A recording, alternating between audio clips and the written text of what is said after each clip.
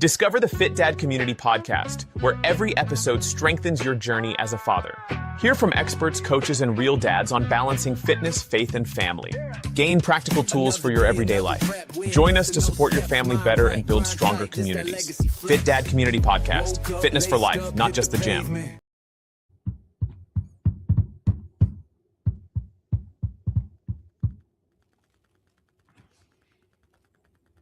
All right, you're good. There we go. Live action, brother. How you doing, man? Hey, sometimes I'm telling you, man, the technology thing, man. Sometimes we gotta try to find a way to figure it out because it can be your best friend, also it can be your worst enemy. Anyway, Al, welcome back. This is part three of our mini series of time mastery. Uh, Before we get started, I want to thank you for being here tonight, and especially, provide that to our faith that community, those three series. So, welcome back, Al. Thank you for being here tonight. How are Yeah, you? brother. I'm well, man. I appreciate you setting this up. I appreciate you taking the lead for your community, for this group, for all of us as individuals, all of us men, man. There's a lot of nuggets in here. I've gotten some feedback, some good feedback from guys that are paying attention. They're using some examples of the stuff. So honor and respect to you for setting it up, man. Yeah, that's great, man. So, you know, before we get started, I just want to let the audience know that, we're not here to tell you this is how you have to live your life. So, I think we want to try to take some real life examples so people will be like, yeah, I can relate to that. Oh, I have this problem.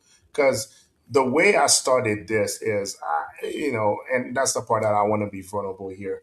I struggle, using my time effectively. So, one of the things that I wanted to do, and for some of you who have been watching the last two series, Al's been talking about setting up a plan the year before the actual year, right? And then I think you talk about how you and your wife, you guys put a calendar in October and start planning what's going to happen the following year. So like everybody, like most like most people, usually we just do it on the fly. So we wake up, we be like, okay, so what I'm gonna do this year, or what I'm gonna do Right. today. So it's very, and then when you think about it, and I'm glad that especially in the first part, you talk about the core principle. When you're looking at everything that work in our life, or why we have a certain pattern in life, is because of the structure we have. Whether we go to work, we know that we have to go to work at a certain time, or the bills, we know the bills gonna come due at, it's because of a structure, right? So if we think we can use the same concept and apply it in our lives, and then we'd be like, man, we'll be doing so much better uh, Mm. when it comes to looking at the time and then try to use it effectively. So myself, one thing I wanted to do this year is to be more present. Because obviously with phones we get distracted really well, and then sometimes we always think that whatever we're doing is the most important thing.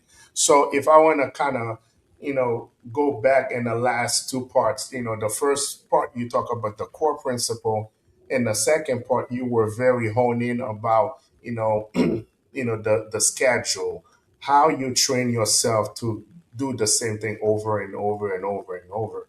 So tonight we want to focus on the relationship part of it, which one of the reason I wanted to do it in the first place is how I can nurture my relationship with my friends, or with my family, with everything that we got going on, especially being a leader, being a dad, how we can nurture a relationship. So we're gonna talk a little bit today about relationship. So so Al, let me ask you this question.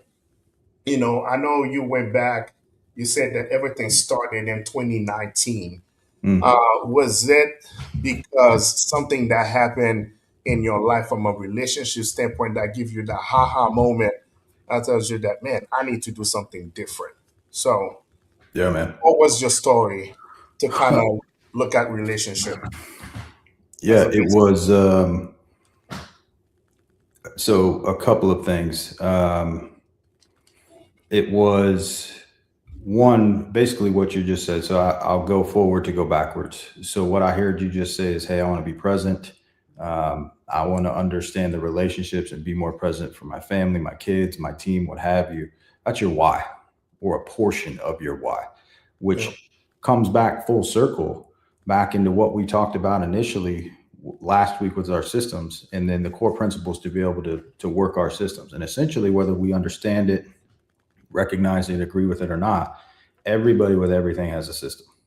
What time of day you wake up naturally, like if you didn't have an alarm clock, if you didn't have anything to go, as an example, that's a circadian rhythm. That's your system. Your body's going to wake up naturally at its own system. And you can either do that by design, alarm clock. I'm going to design my life around waking up at 4 o'clock, 5 o'clock, 6 o'clock in the morning, or I'm going to default. I'm going to wake up until whatever time that I wake up. And with jobs and sports and responsibilities and everything, like you can't really default into a lot of things, or at least that's the preconceived notion that we tell ourselves when we default into a life isn't really a life that we really want to live, because we Hmm. haven't designed it. Somebody else has designed it for us and we're going along with it. It's not that that's bad. Sometimes that's very beneficial, which for me, when we talk about relationships this evening, especially as like, you know, as men, or even as high performing females, it's I want to be the hardest worker in the room. I want to do more things. I want to accomplish more of this. I want to have more of that. Well, if I want this, I need to do more. I need to do that. And oftentimes we don't look at who. We look at how. How can I do not more? And I think there's was it Simon Sinek or whatever. That's the exact opposite of that book. Is who, not how. Instead of me doing more, who can I enroll in my life to help me succeed in this area where I may not be as strong as I am in a different area? And for me, before I got into understanding systems and personal and professional development, that's how I was raised. I saw my dad come here from a third world country, and really build a multi-million dollar organization just by bootstrapping it up because he did more. He was a grinder. He was up early, late nights, doing all the things. So as a kid, you're watching that and you're understanding, like, well, this is the cost of success. This is the cost of what it takes to be able to grind and do the things that you do. So when you're scaling your business or you're up against it or you're trying to do something more, the last thing that you think about it, unless you have that systematic approach for someone to teach you, is not who, it's how. Yep. How can I do this? So for me, it was, I'm going to wake up earlier. If I want to get bigger, I'm going to do more push-ups. I'm going to eat more food. If I want to make up more money, I'm going to take on more projects, take on more jobs. And 2019, man, I remember waking up like in December, and usually December is like a peaceful month for me. I'm very much a Christmas guy. I like to celebrate the holidays and be present and stuff like that. But like, bro, it was like I had broken up with my high school girlfriend. Like there was no catalyst. There was no, like, I was still in a good spot with my wife. My business was doing well. I was healthy. My kids were healthy.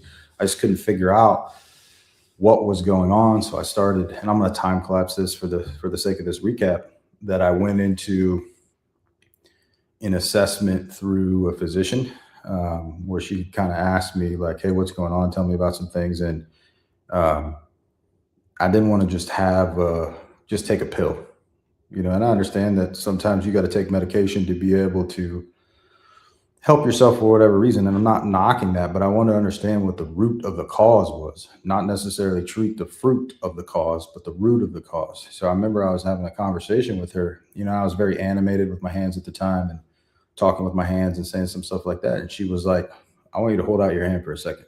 I was like, okay, what's that about? And she was like, see what your hand is doing? And my hand was like shaking. I mean, not like this shaking, but it was like a little whatever. And she was like, you see right now, you're in fight or flight. And I was like, what does that even mean? And she's like, well, you have adrenal fatigue, you have cortisol issues, you're not getting enough rest, and we went through a series of data and testing and assessments to be able to edify and fact check that. And she's like, I want to share with you, like, this isn't anything that you're going to get out of in a day, because you didn't get into it for a day. And as I look back, the reality of the situation is as I was building my business for a decade, I was doing more myself. I was not asking for help, not enrolling my friends or my family, letting them know, hey, I just need your help. I need your assistance there. It was, I'm going to wake up earlier. I'm going to get more jobs. I'm going to put on another hat, so I can be the builder. I can be the realtor. I can be the interior designer. I can be whatever it is I got to be. Like, man up, I'll be the hardest worker in the room type mentality.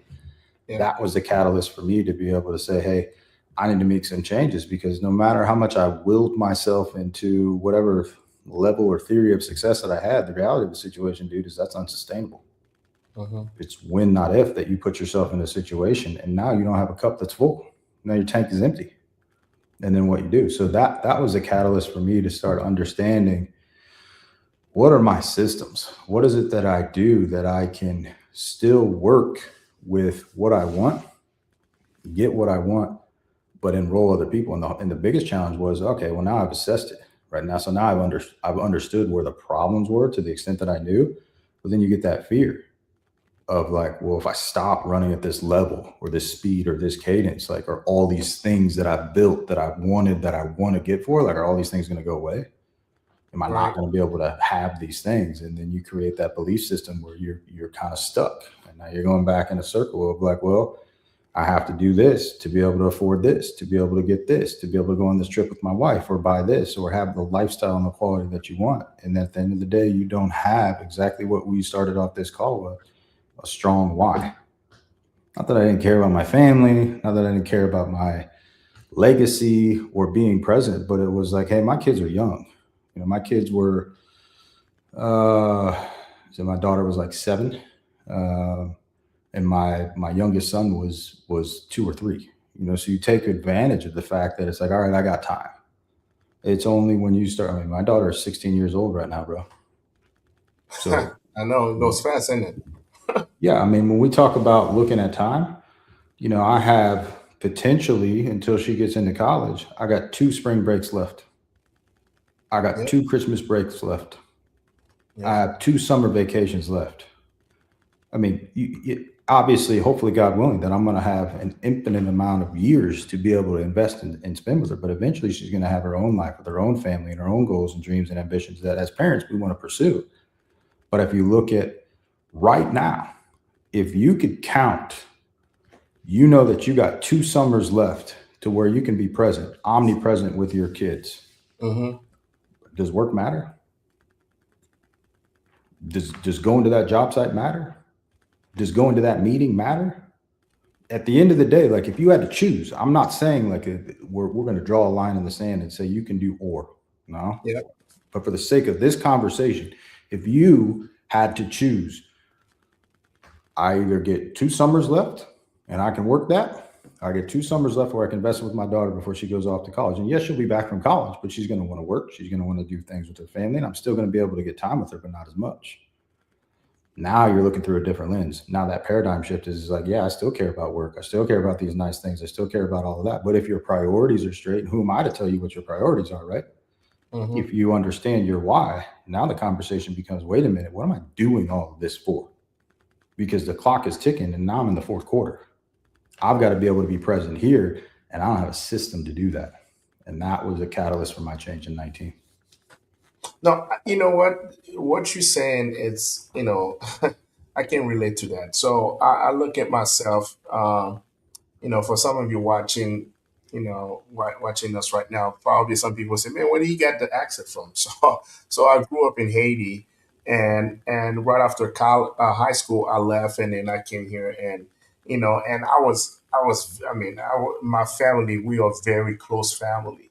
And if you would have told me back in 1999, when I was on my way to the airport, and I'm looking at back then, when I was on my way to the airport, that it would take me, I would say, I would spend, so many years without being with my parents. I mean, I usually go to Haiti for like Christmas break. When you think about it, it's like 2 weeks. And back then I was in college, man. When I went back, I just wanted to have fun. I just wanted to get back with my friend. And then, and then after college, life got real, right? You have to go to work, and you don't have that many vacation days, when you used to have when you used to be in college, and and then life happened, so you start having a family. So, And I remember, my parents, they were living in Haiti. They retired, so in 22 they decided to kind of spend some more time here. And I'm a big soccer guy. I'm a big soccer guy and grew up, and that was the way that I used to bond with my dad. And I Mm, remember 2022 was the last World Cup, and as I was watching the World Cup with my dad, and then go back to my, it kind of relived the excitement.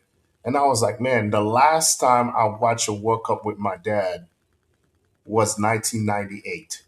mm, If you would have told me back in yeah, '99 that the last World Cup with my dad would be in 1998, I would be like, no, there's no way that's gonna happen, right?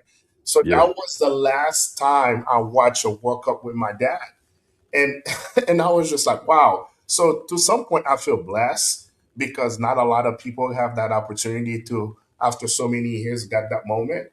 So to go back to what you're saying is part of the relationship. Now I was just like, my parents are in this. My dad is in the 70s, late 70s, and my mom gonna turn 70 this year. And I was just like, man, go back to what you're saying. If somebody would have told me that you don't ever know. What about if I have 3 or 4 summer left with them, right? mm, So, and when you look at it from that perspective, some people they say, "Yeah, I talk to my parents once a year," or "Last time I talked to my parents was like 2 years ago." And I say, "What about if I told you you have 2 summer left? Like you see them once a year." So for me, I start cherishing that time, and I was like, man, I'm glad that God gave me the opportunity that I can cherish those times, because if you would have told me back in '99 that I would be away from my parents for that long and get to see them once a year, I probably would have told you no. So kind of go back to what I was saying, as men, like I said, we get busy and we always feel like when we do it, that's when things happen, and then we don't know how to delegate. And because mm, of that, we overwork ourselves, and we don't have time to do things, and we always think that we always too busy, right? And and that reality hit me yesterday. I wanted to reach out to one of my friends and ask a question because he lives in Chicago, and ask him some question about Chicago. And then I was like, wow, last time we text was for yeah, Christmas, me yeah, wishing him Merry Christmas. So that's when I put his name, and I was like, oh man, that was the last time I talked to right, him. So right, I went back and I was just like, and then I started the text. I was like, hey man, make sure it never happened again. So we have to wait that long before talking to each other. But it's the fact that we always think that whatever we're doing is the most important thing, and we always too busy to do things, and we forget how to nurture a relationship. definitely. So Al, you're a leader. You're a leader of a company, and then I kind of like the way you kind of alluded to it. It's you know, you try to take a lot on yourself. So, what are the things that you felt like by putting some trust in other people and say, hey, I'm going to be away for 2 weeks. So, you in charge. You're going to make sure that you do it. So, what are the things that you had to do to get you to that point that you can delegate and then you Yeah. can get your time back so you can spend time more with your family? Yeah, that's a good question, man. So I think the first thing, and what I heard you just say, is self and situational awareness. The example that you use with your parents is very, very good. And for most people, I don't think they really have, and there might be a few people, man. Like most people don't necessarily have a major issue with time, right? So they understand like I need to be here for this appointment or this time period. I need to be here at this meeting. I can't show up to work late. I have to clock in and clock out on time. Like so they understand the constraints associated with time. Where they or we as humans, we take advantage of that, and where we're off is depth perception. So for example, what of what you just said, people will overestimate what they can do in a lifetime Mm-hmm. because you think you have all of this time left. I got time to be able to do that. Yep. and underestimate what you can do in a year. Because exactly what you just said, if you thought that the last time you were going to talk to your buddy was December of last year, bro, it's May tomorrow. I Like know. 5 months. So you're telling me that you can't reach out, and I'm not coming at you. Like I'm in the same thing. I had a lunch meeting today, and the last time I had a lunch meeting with these folks was October of last year. Mm-hmm. So you look at intentionality. So the first thing is understanding and having the awareness relative to depth perception. So once you understand and you switch that lens, I mean, you just shared your dad is similar in age to my dad, right? So my dad is arguably my best friend. Don't let my wife hear that, but I think about like how many opportunities, and I take advantage of it myself. Like how many opportunities am I have to be able to call my dad? Yep. But what happens is people get really dialed in on that depth perception where oftentimes you will see it where somebody says, hey man, don't take advantage of it because they're no longer here, God forbid. Or don't take advantage of it, or I really want to maximize and take advantage of it because I know they only have a finite amount of years left or time left. Usually that happens, God forbid, when somebody gets sick or there's a health issue or whatever. So now all of a sudden, like you immediately understand the depth associated with the situation of like, I only have 5 years. I only have 10 years. For you, like, are your parents stateside or are they still back in Haiti? They stay side. They're with me right now. All right. So cool. So like before that though, before they were stateside, like you say, hey man, I only see them once a year. Yeah. Well, let's say that they're still in that same situation. I don't even know what the math is on the average life expectancy of a male, but it's probably high 70s, low 80s, bro. So for the sake of this conversation, let's say it's high 80s. Let's say your dad's 78. And the average male is going to live to 88 years old. If you got to see your parents once a year, that means in the next 10 years, bro, you get 10 visits with your dad. Yep. Like that. Now you understand you're playing for keeps. Now you understand, like, okay, I got to go here. Like, I can't be BSing in this conversation. I can't be taking this phone call, being distracted because I know I only have 9 left. I only have 8 left. I only have 7 left. So understanding depth perception is the very first thing. And once you understand that, now you start to take a look at your systems. And that's where we can get into the weeds of the tactical practical is understanding that vision, having a clear and concise level of expectation for every single person in your household, your family, your team. It's very hard to delegate something to someone when they're not enrolled in your vision. Now, visions can vary just because it's my vision. The challenge is like they may not see it. Oftentimes, like a good example of this is like core values. Bro, you can walk into any gym, you can walk into any organization, and those that are into somewhat of personal and professional development, they probably have like an acronym on the wall or a series of 4 to 7 words that's like caring, honesty, like, and I'm not marginalizing that. Yeah. To the leader, the CEO, the executive team, they've spent sometimes hundreds of hours and thousands of dollars in creating what that means to them. And they put it on the wall and they say, this is what it means. Here's what we're going to be. This is how we need to act and show up at this work. But it doesn't mean anything to the employees. They haven't enrolled that. So when the employees on the phone or their client, or customer facing, is that top of mind? Are they thinking like, this is how I want to show up as an employee of insert here? Or is it, this is who I am as a person. I'm going to try to do the best that I can do because I want to get this bonus. I want to get this raise. I don't want to get fired, whatever their motivating factors are, because the leadership hasn't sufficiently enrolled them in the vision. Make them a part of that. So recently I'm going through some staffing changes. Some of my team was enrolled in my vision. They just couldn't keep up with the cadence. That's okay. It doesn't mean that they're bad people. It just means that it's not the right fit. People and things come into your life for a season, reason, or a lifetime. Sometimes we get to choose that, and sometimes it's chosen for us. And we have to understand. But during that season, if I want to go and be on a beach for 2 weeks and hope that my business continues to move forward, I have to understand my processes need to be there. I need to be high level understanding. Does my process align with my vision? Yes or no? Well, if my people have a finite understanding of my vision, they're enrolled in it, like they get it, they believe in it. Hey, we're on the same page, but my processes are contradictory to that. Good luck, bro. Like why are we talking about this portion of the business when this portion of the business doesn't align with our vision?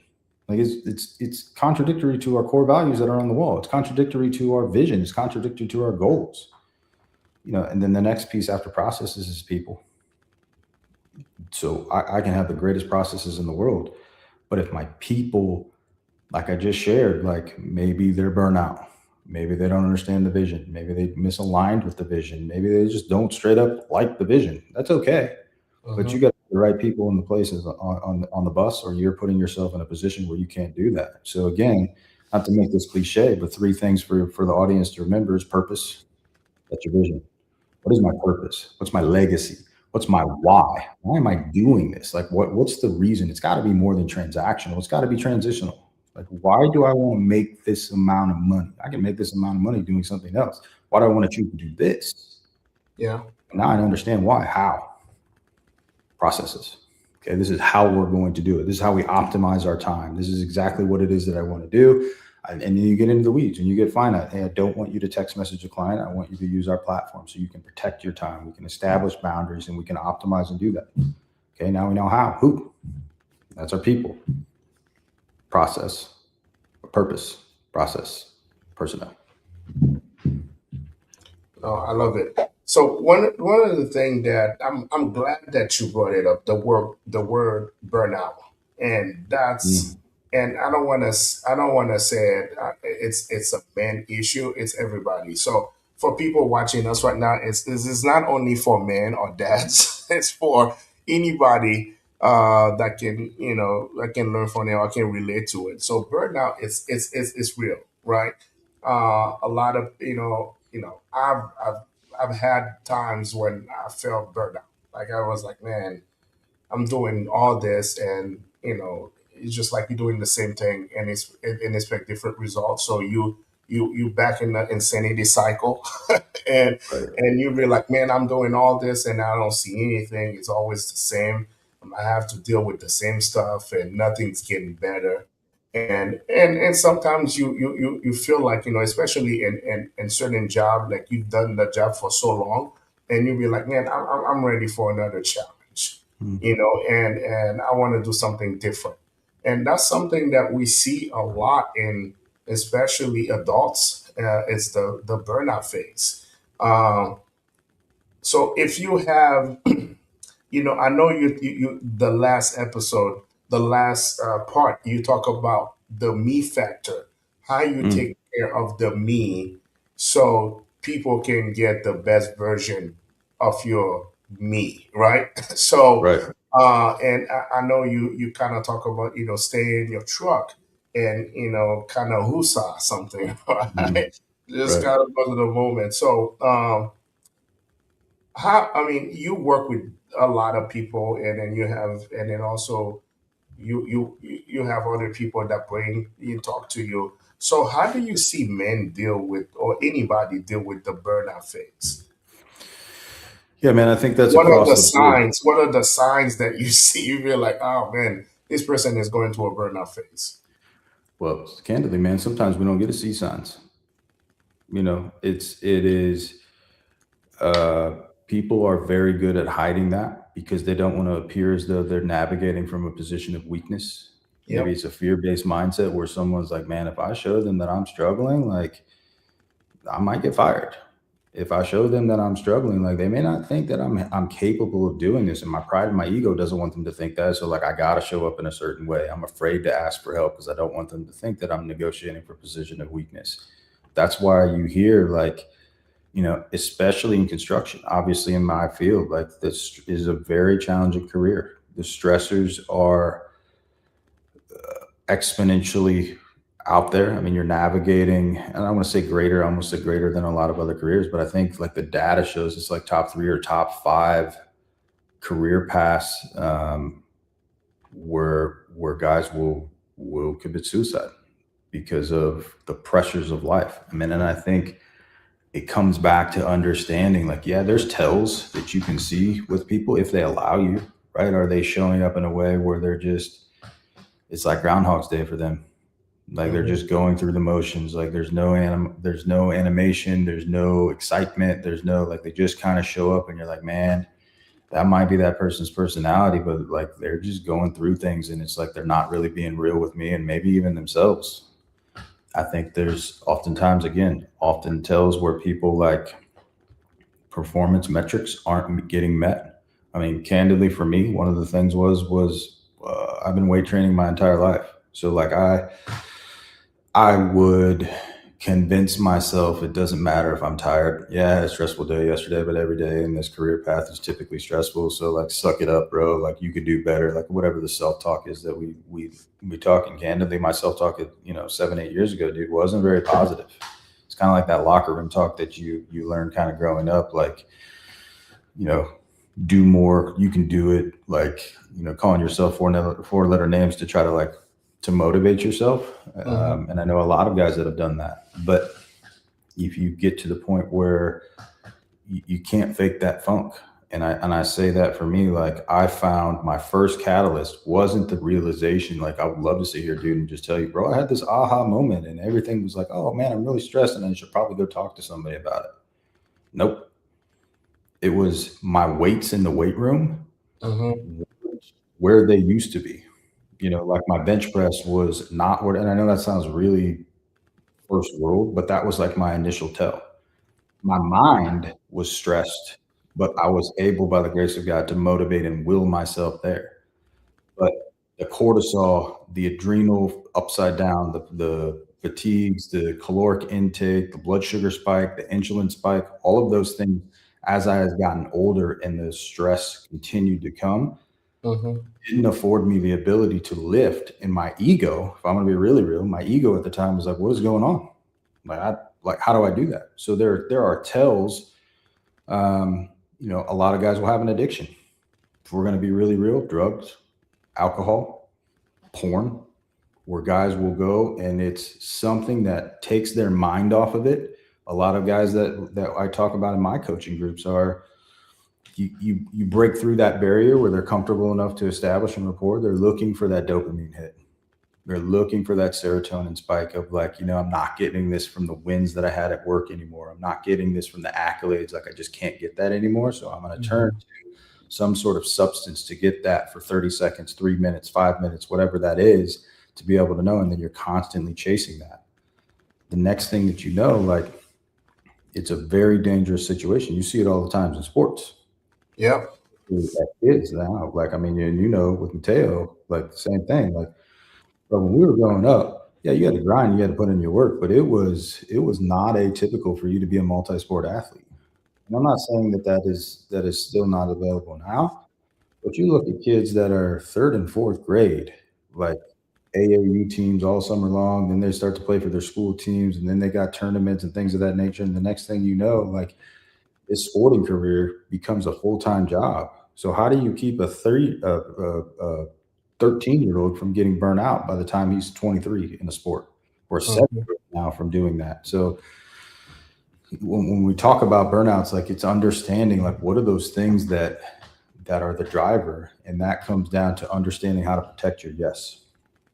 For me, I look at it like, imagine, you mentioned October, right? So my wife and I, for those that haven't paid attention for the past 2 weeks, which I don't know why you shouldn't, you should go back and look at those. But for those past couple of weeks, when we talk about understanding your schedule, design, never default, how do I live a life that's truly structured?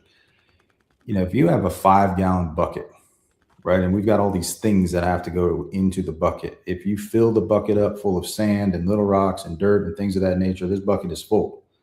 And now you take one big rock, and that big rock is a 2-week family vacation. Most people will say, how am I going to take 2 weeks off? Like, I'm going to get fired. If I take 2 weeks off, if I'm a business owner, am I going to lose revenue? If I'm a business owner, what happens when I come back? I'm going to need a vacation from the vacation. Imagine a bucket of sand with a rock that you're trying to push into the sand. It's literally impossible. There's no room for it because you filled it with all the other little things that aren't important to you. So my wife and I, at the end of every year, before we get into the beginning of every year, we look at the big rocks of our lives. Like, here's the vacations we want to take as a family. We talked about the summer, what are we going to do during the summer to be able to be present? What are the trips that we want to take? What are the learning, the experiences, the memory? What are those things that we're going to do? And that's the very first thing that we put on the calendar. That's the very first thing that we put in this 5-gallon bucket. Doesn't mean that I'm doing it at the cost of my relationships with my team or my businesses, my employers, like whatever that means to you. It means Mm-hmm. you're making the time to be strategic about that. Then you go into like the smaller rocks. Okay, so you talked about me time. So I definitely want to be able to do, I've got 5 people in my family, right? So I want to be able to understand that's a bigger rock. Smaller rock is just me. All I have to worry is navigate about my time. But I got 4 other people where I have to look at their schedules and their time and figure that out. So that's obviously the bigger piece that I have to fit in this bucket. So that's the very first thing that we look at. Then I look at like, well, what do I want to do? Like genuinely, what is it? Do I want to learn a new language? Do I want to learn a new sport? Do I want to take time off? Do I want to be like, what does that look like? If I could really dream a little bit and I could be really real, like what does that look like? Most of the time as men, as adults, as high performers, as whatever it is, we stop dreaming. We stop thinking about what it is that I want to do. And actually, dude, sometimes society will tell you, don't do that because if you're doing that, you're going to be selfish. If you take Yep. weeks off, you're going to be selfish. If you go to the gym in the middle of the day, that's selfish. If you think about yourself more, okay, you can do it once a week, but if you do these things consistently, like, don't you think you're being a little selfish? You're being a little self-centered? No, Mm-hmm. because how can you lead? How can you pour from an empty cup? Like if you're not filling the things that you want to do to protect your yes, to give Yep. you rest back. And that's something that I didn't learn to do. It'd be great if I could sit here and be like, Carl, I've done this forever. Like I've done this and like, no, it's fake. I had to learn how to do that begrudgingly. Like I didn't even want to do it. When my physician told me in 2019, she was like, you got to do things for you to be able to protect your yes and start to give you time to come up for air and breathe. And for me, it was uh, workouts that didn't stimulate my central nervous system. Yoga, very hard for me, bro. I have the Mm-hmm. flexibility and there You and me it just both, man. it wasn't naturally relaxing. It wasn't fun for me at first. Like that Mhm. stuff was hard. Like I want to go in my mind, I want to go to the gym. And what I was doing is I would go to the gym at the end of the day because if I had a bad day or a bad meeting or something happened, like I'm blowing off steam. Well, Mhm. the reality of the situation is as I got older, I had all these stressors throughout the day. And I get to the end of the day and I'm taking my central nervous system through a clang and bang workout that doesn't know that I'm not going to war, but my body is going to war. And then I Yeah. try to tell myself to shut down, and then that stuff doesn't happen. So part of my personal rocks, and they still are to this day, I go to the gym in the morning. And some mornings it's understanding through a measurable device, as my Aura ring, to understand like, yeah, dude, you should not go in there and do squats or deadlifts today. That is a very heavy central nervous system strain. You shouldn't do that. You should work on stretching, do some cardio, do some things that are light, listen to an audio tape when it's warm and well, it's kind of warm out now. Like when the sunrise comes up, like I'm into that. That helps me like clear my mind and do that. And dude, it doesn't have to be, we talked about last week, it doesn't have to be for 4 hours, 15 minutes. Mhm. I can gamify that to where it's like, okay, I can be present in this meeting that I don't want to be in for an hour, but I can't give myself 15 minutes. Like, so as a competitor, as an alpha male, as whatever we want to call ourselves, high performers, like you can figure that out. You may have to wake up a little earlier. You have to get more present with your time. Maybe instead of scrolling on, like, I guarantee you there are people that are on this, watching this right now, that doom scroll cumulatively for more than 15 minutes a day. Guarantee you. Yep. You can't do the same thing for yourself while doing that. And then eventually you say, all right, here's my me time. This is exactly what I want to do. Now, what do I need to do for my business? What do I need to do for my team? The rocks get smaller. And eventually you fill this whole bucket up with rocks. Now, the next thing that comes in is the sand. Sand is the stuff you really don't want to do, but you got to do it for your business. Accounting, payroll, taxes, meetings, stuff that's like, I don't really want to do it, but I have to do it. Like that's the stuff that glues the rocks together. That's the things that gets in between the weeds to be able to do that within your rocks.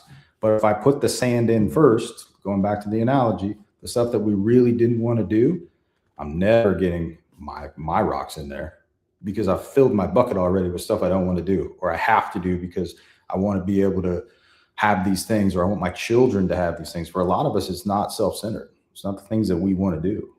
It's the experiences maybe that we didn't get to have when we came up, or the opportunities we didn't get to have when we were kids that we want our kids to be able to have. So we're Yeah. constantly grinding and doing the things for them, but at the same point in time, we're grinding ourselves into the dirt, being able to do that. Yeah. No, I think one of the things that you said that's very important, and I think that's one thing that I feel like people usually bypass or ignore is the self assessment. Mm. And so many times,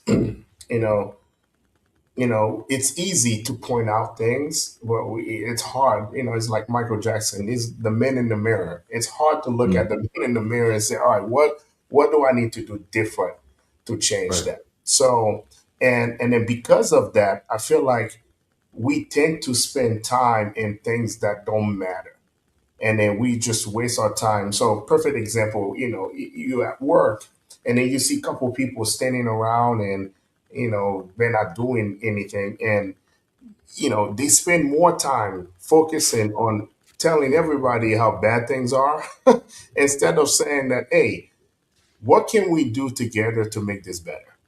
Right? Mm.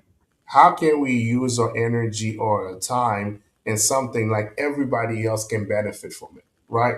But we want to waste time and just talk about, man, that Al guy, man, I don't know about this guy, Right. So, and I think Right. I think sometimes it's because the lack of awareness and the lack of self assessment to be like, man, if I spend more time doing this instead of, if I could put my energy in something more positive, I could make things better for me.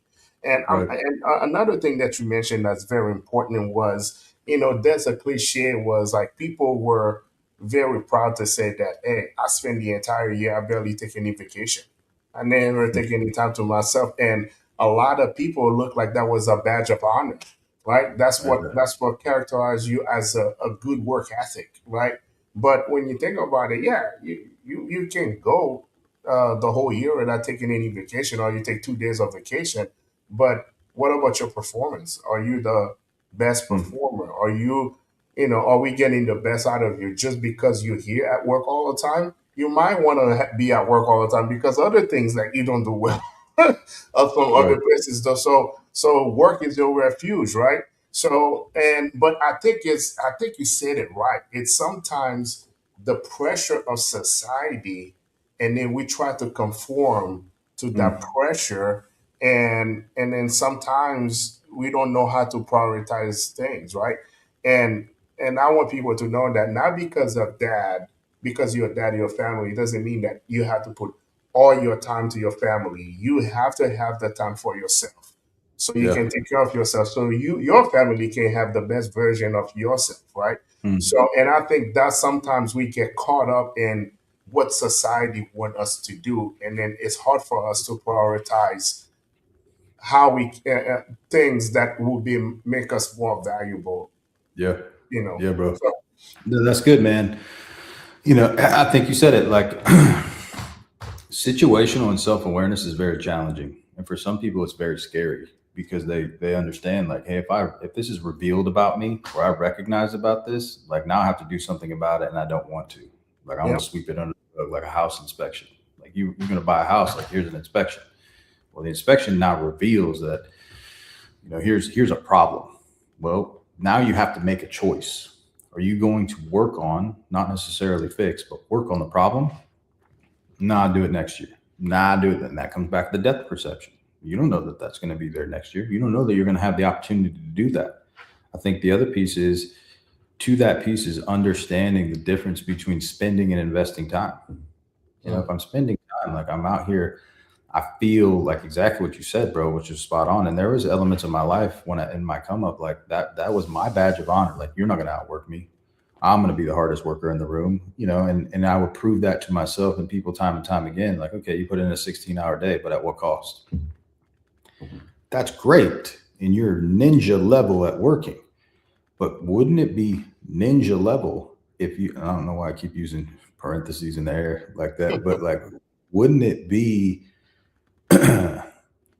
wouldn't it be best, not even better? Like, what if you could do both? And that's yeah, why I call it living in the and.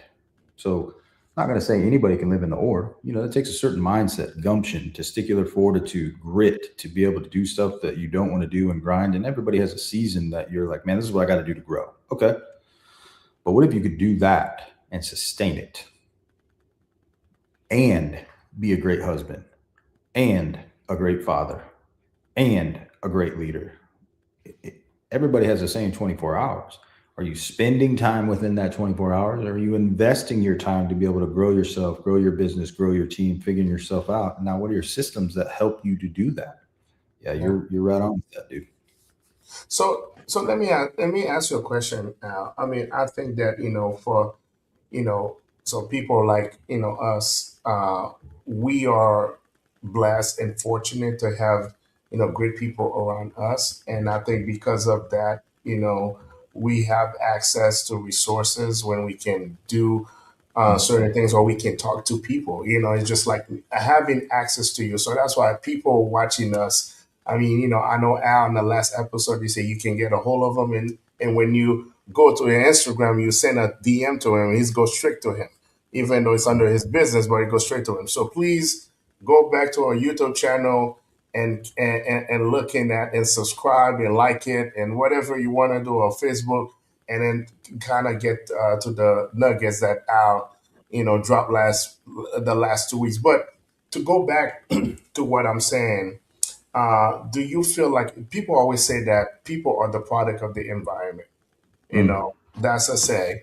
But do you feel like a lot of times the reason people are not looking at things from a strategic standpoint or from a process standpoint because they don't have access to resources that can help them identifying, those problems and how to address them? mm, So when you think about it, if I gotta go back to, we kind of talk about our dads about the same. When you're looking at our dad's generation and our grandpa generation, they were pretty much the same. Hard yeah. workers, they work because that's how they know, right? And what you see is because they work, and then time has evolved. So I think that our generation had a little bit more access to certain things, some certain Mm, resources. And then I'm talking about money access. It's just like, the internet, right. came with us, right? Right. So things that you have to go to the library to read a book, now you can just type something and then something pop up, right? So we have those access. And because of that, we have more information. So we have more information, and good and bad. So we Sure. feel like we have to be more involved. So Mm, what I see with our generation is our generation is more involved. I can tell you how many games I played soccer all my life. I can tell you how many games my dad went to. So it's not because he didn't have to do it or he was working at the time, because he was like, that's you. That's what you want to do, you do it. But when you're looking at us, we want to be in every game. We want right. to Right. we even go to practice and watch practice. My dad never watched me practice. I mean, Right.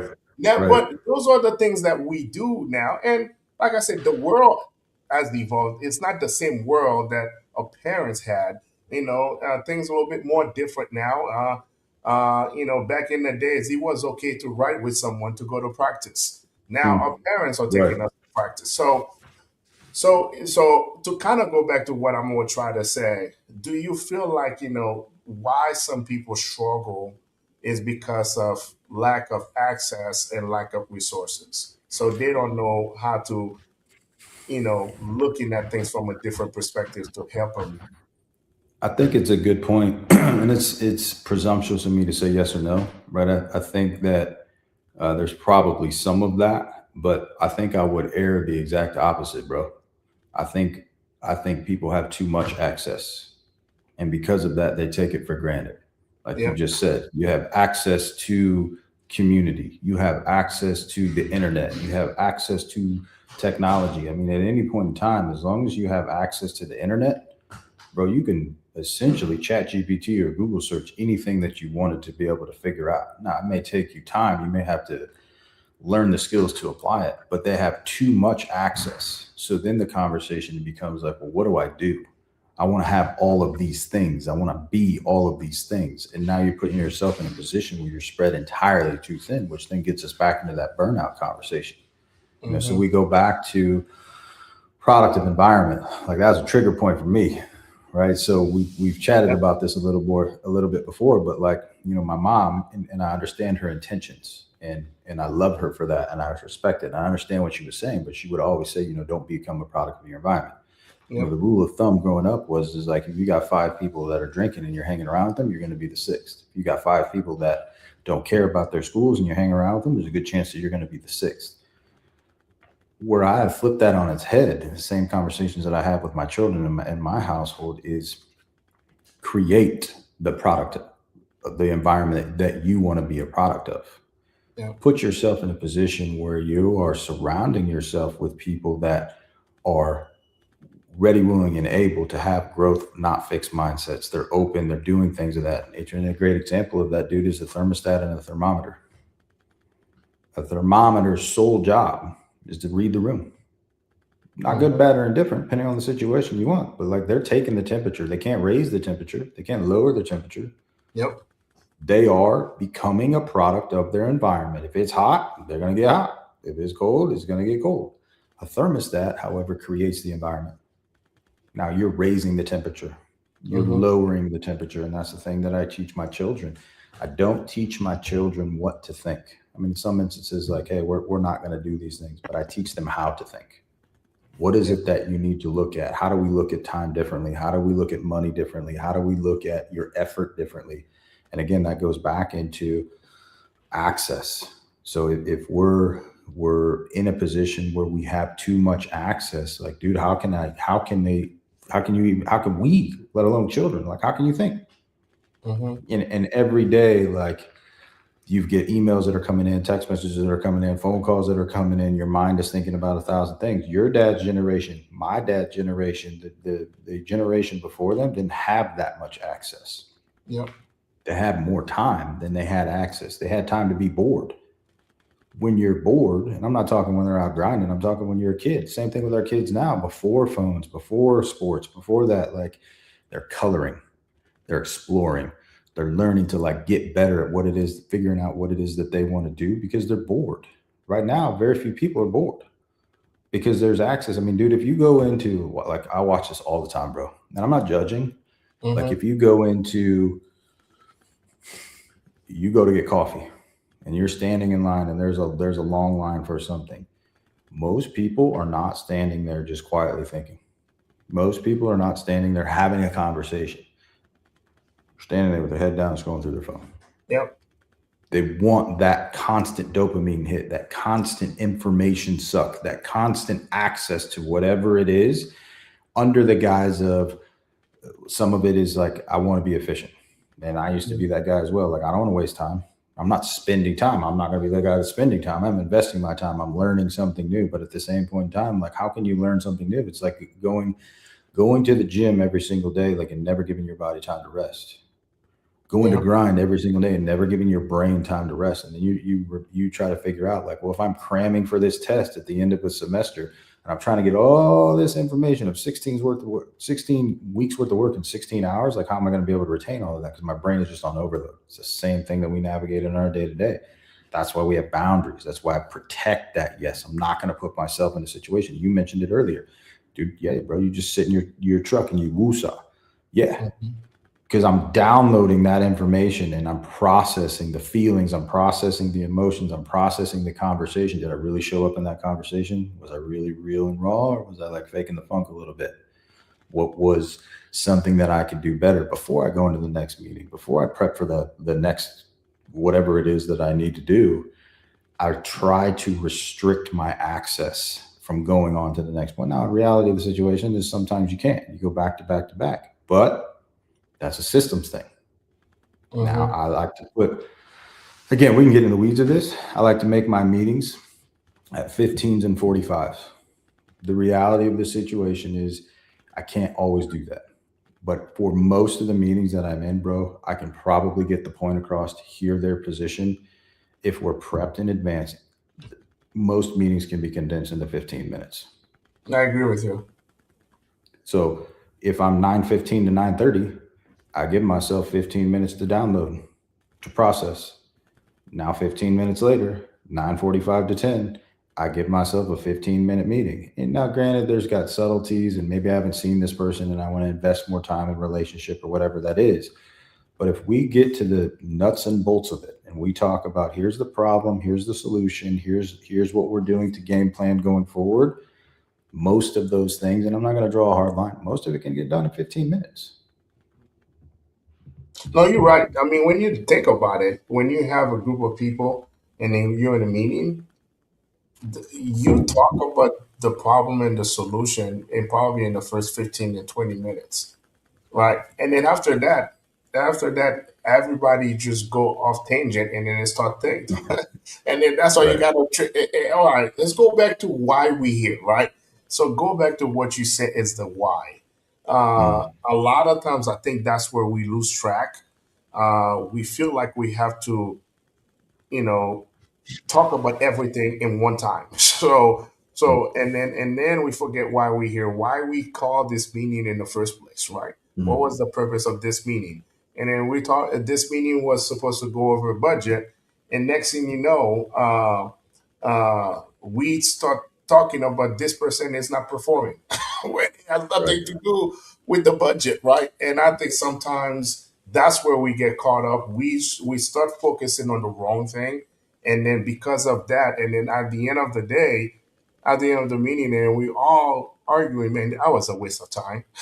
Because Right. like we said, we were not prepared. We're just shooting from the hips, and the next thing you know, we're talking about different things. And then if you don't have an adult in the room, I say, hey guys, let's focus here, right?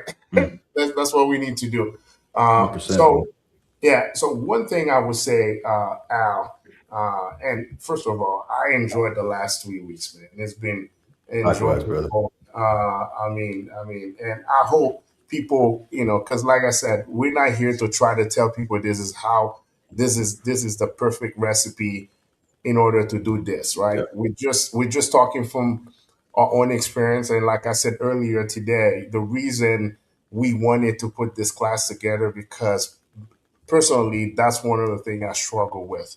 And I'm glad that you said that you have to create your own environment, right, in order for you to succeed. So this past weekend, and that kind of it hit home with me because this past weekend, I got the opportunity to coach my son, and we had a tournament in Michigan.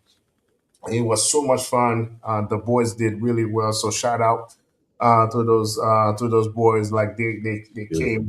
they came over. They went to Michigan and conquered Michigan, right? Yeah, but bro. but one Beautiful. of the conversation that we had was, you know, uh, we have to create our own luck. And that's why I was telling the Mm. boys. And I was like, boys, we have to create our own luck. We don't play this game or we don't do things to get lucky. So we have to uh, uh, focus on our preparation, trust our preparation, trust our teammates. It doesn't matter who we play. As long as we trust ourselves, we trust our teammates, we play with confidence, we're going to be okay. We always want to make sure that the only reason the other team beat us is because they were so much better than us, because they execute much better than us, not because Right. we give him the game, right? So, kind of go back to what I was saying, that create your own luck. Uh, and I think sometimes, protect your yes. Sometimes we get caught in, we try to be nice to everybody. So Al called me and said, "Hey, Carl, let's go to Right. meeting and let's go to lunch." And I said, "Yeah." And I just realized like I'm double booked. you know, Right. how many times that happen at work when you have the same meeting at the same time, and then you feel like, oh, I'm gonna go to this meeting for the first 10 minutes, then I'm gonna go the rest of the meeting, the last 20 minutes, and then you don't accomplish anything. So, how you kind of, what are the things, the boundary script that we need to focus on to make sure that we constantly know how to protect our yes. Yeah. Also, another good question. Again, for me, and just because, like you said, man, and I appreciate what you said, just because this is how I do it or how you do it doesn't mean this is the way to do it. Right. Yeah. So I'm still a student of the game. I'm still learning and like, how do I optimize? Well, oh, wow, he said that. I really liked how he did that. That's a gold nugget. Let me see if that works for me. Or maybe it doesn't work for me in this season, but I can figure that out. It's understanding my why. It's understanding my vision. It's that conversation that goes back into like, okay, if this is where I want to go, do, be, have, is what I'm about to say yes to getting me closer to or farther away from that yes or no? We don't often have those conversations. That's the assessment piece, right? Like that is, oh yeah, I would love to see Carl. I would love to hang out with him and catch up with him. But the reality of the situation is man, I'm in a season of grind right now where like I'm literally counting minutes, let alone hours. So for me to get to my goals, I hate to say no, because again, some of us we just want to be nice. We don't want to tell anybody no. Like I don't want Carl to think like you're not important to me or like I don't want to invest the time with you or any of that. No, it's none of that. Is I don't want to show up half-assed. I don't want to show up for you and I'm on a phone call and I'm like, hey, bro, like, give me a second. I got to be there. Or I show up 15 minutes late and we only have an Yeah. hour to be able to, like, none of that. So it's understanding, is this getting me closer to or farther away from my goal? Yes or no? And if someone is truly a friend, if someone is truly like a value with you, they will understand, hey, brother, I just want to let you know, I really appreciate your intentionality and reaching out. I'm just not in a season that I can say yes right now. I hope that you can understand. But if you're not, I got to hit you up in a week, a month, like whatever that is. Mhm. The other piece is now time blocking. So putting myself in a situation where I take it back to like, here's my vision, here's what it is that I want to do. Now here's the block that is allowing me to do that. Very finite times. And I don't allow that to run over. I don't allow that to spill over. Here's my me time. Here's my end time. I'm working in the business today. I'm working in the business this hour, these 2 hours or 4 hours, whatever it is. Now I'm working on the business. Here's my we time for my family. Mhm. A lot of times like we take advantage of our family time because like, all right, my kids are here, they're watching TV, like I don't really have to talk to them, but I can be in the same room watching TV with them, but I'm really deep into emails or I'm working on a project or a portfolio or an estimate or something that is. And at the end of the day, another week, another month, another year, another decade goes by and you're like, wait a minute, I wasn't really even present. So that's how you protect your yes. It's Mhm. being the physician in the room to understand, like, you can't have access to me at all times. That's the thing. Everybody is so used to going back to what we just said. Everybody's so used to having access to anything and everything whenever they want it. Yep. We're a convenience riddled society. I'm not saying that's bad, bro. I like convenience too. Right? I don't have to work any harder. I already wake up at 4 o'clock in the morning. Like, I'm not trying to wake up any earlier. But like Mhm. at the end of the day, like, for me, like I eat half dozen eggs every morning. And I've done that for years. I don't want to put eggs on a stove and cook the eggs and do all that. I'll put the eggs in the microwave. Good, bad, or indifferent. Like that's a convenience factor. It goes Mhm. along with what I'm saying. Like as a society, we have these tips, tools, technology to allow us to time collapse our goals. So it's very easy for that to spill over. It's very easy for us to put in a situation where it's say, I can take this call with Carl while I'm making my eggs in the microwave, while I'm taking a look at this proposal for the next meeting that I had. Well, my eggs could get burnt. I didn't understand a word that Carl said because I'm not really paying attention to him and I'm looking at this proposal. But then when I go to present the proposal, I was thinking about my burnt eggs and what I didn't talk to Carl about. So Mhm. none of them got me anywhere, but I thought that I showed up, and that's the difference, man, between being busy and efficient. The grinder in the room has to feel that, like and I'm not saying they, me. I used to be that guy. If we're gonna be real and vulnerable and transparent, like I used to be that guy, where it was like if I'm working hard, if I'm not feeling the pain point of what it is that I'm doing, I didn't work hard enough. I'm not Yeah. putting enough hours into it. Not accurate. And this is great. So Al, we can be here for 2 hours, but we're not gonna do that. I gotta get you back to your family. And it's been the last 3 weeks of an hour of 3 hours been great. And I still have the last two shows on repeat and then just listen and I learned so much. I mean, I even use your core acronym Yeah, bro. at That's work. awesome. So Al, I appreciate you. It's been so much fun, and this is the beginning. I Yeah. mean, we're gonna find different topics. So for people watching us, we have a YouTube channel that focus on that. So we started with this 3 minute three series. We're gonna have some more. Please, if you have some things that you want us to kind of talk about or topics uh, Mm.